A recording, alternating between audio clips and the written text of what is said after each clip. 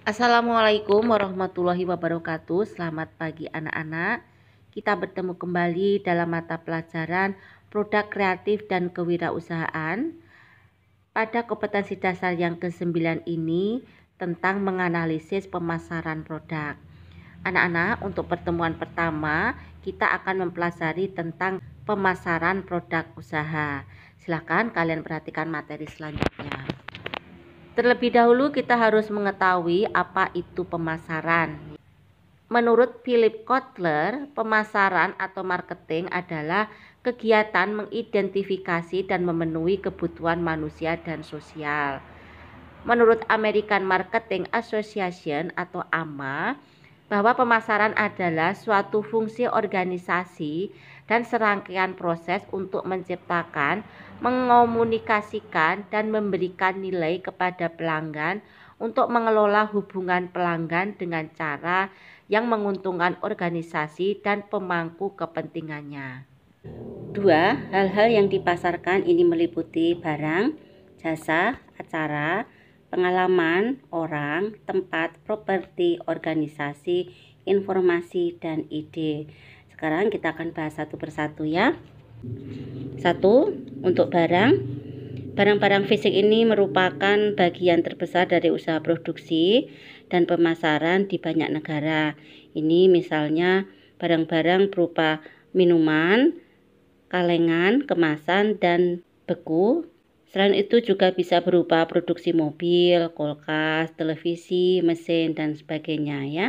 Kemudian yang nomor 2 adalah jasa. Jasa bisa berupa pekerjaan maskapai udara, perhotelan, perusahaan, penyewaan mobil, tukang pangkas dan salon, dan berbagai macam. Itu jasa ya.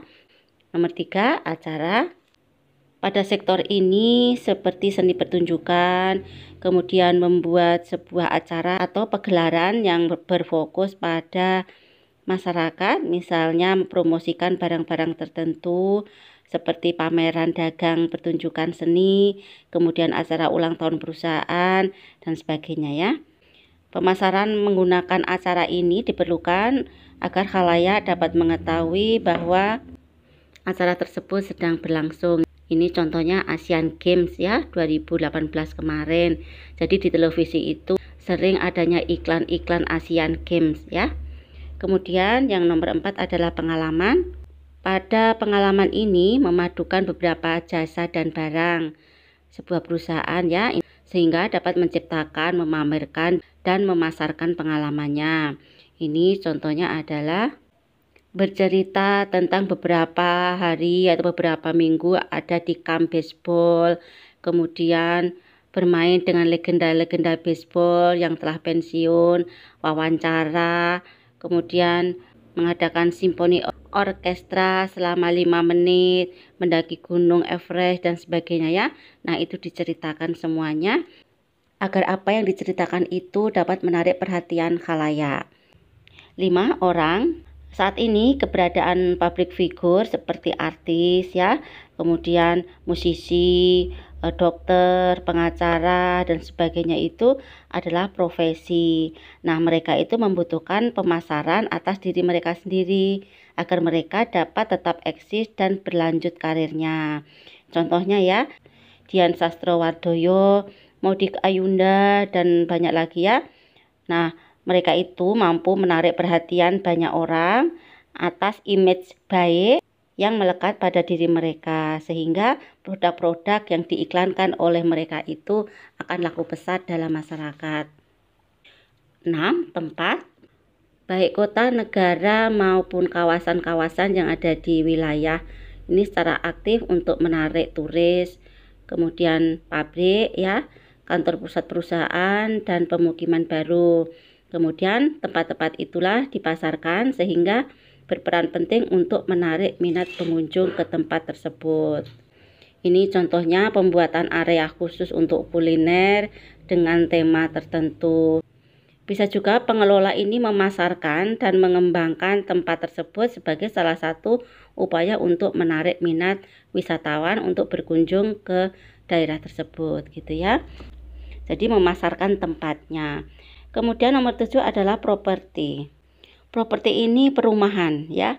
Jadi mereka itu dapat membeli dan menjual real estate untuk pemukiman ataupun untuk perdagangan. Kalau kalian lihat di televisi itu ya, ada Pantai Indah Kapuk, kemudian Meikarta dan sebagainya ya. Itu merupakan pemasaran dalam bidang properti. Kemudian organisasi ini bisa berupa kampus ataupun museum-museum. Mereka menggunakan pemasaran untuk meningkatkan citra publik mereka dan bersaing untuk mendapatkan khalayak dan dana. Jadi kalau kampus-kampus itu mempromosikan melalui televisi, itu dengan harapan banyak calon mahasiswa yang akan mendaftar di kampus tersebut gitu ya. Begitu juga dengan perusahaan, maka berharap banyak khalayak masyarakat yang ingin bergabung dengan perusahaan tersebut dan ingin membeli produk-produk dari perusahaan tersebut. Kemudian informasi, ini misalnya berita tentang pendidikan, pelatihan, dan semacamnya yang merupakan produk yang membutuhkan pemasaran agar mendapatkan perhatian dari masyarakat.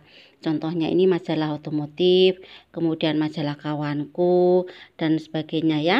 Dalam majalah tersebut menyajikan produk-produk tentang otomotif, tentang berita-berita yang membutuhkan perhatian dari khalayak umum ya.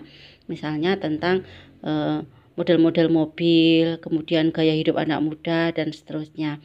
Jadi ini intinya adalah memberitahukan kepada khalayak ramai tentang produk yang dihasilkan oleh industri atau perusahaan tersebut. Kemudian ide itu mahal ya. Jadi setiap penawaran pasar ini mengandung sebuah ide atau gagasan.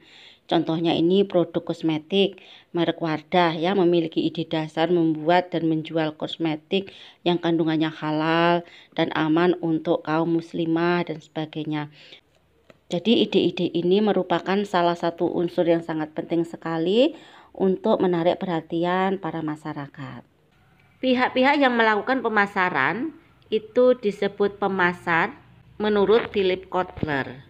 Proses perencanaan pemasaran terdiri atas analisis terhadap hal-hal berikut. A. Peluang pemasaran. B. Pemilihan pasar sasaran. C. Perancangan strategi pemasaran. D. Pengembangan program pemasaran. E. Pengelolaan upaya-upaya pemasaran. Fungsi utama seorang wirausaha dalam kegiatan berwirausaha dalam suatu organisasi. A. Memperkuat merek. B. Mengukur keefektifan pemasaran. C. Mengarahkan pengembangan produk baru yang didasarkan atas kebutuhan pelanggan. D. Mengumpulkan ide-ide dari pelanggan. E. Menggunakan teknologi pemasaran yang baru. Ini adalah contoh pemasar di dalam dan di luar unit usaha. Contoh pemasar di dalam unit usaha dan sebelah kanan adalah contoh pemasar di luar unit usaha.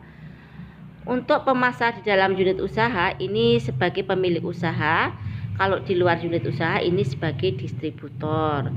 Kemudian dalam unit usaha sebagai manajer marketing, di luar unit usaha sebagai agen atau grosir.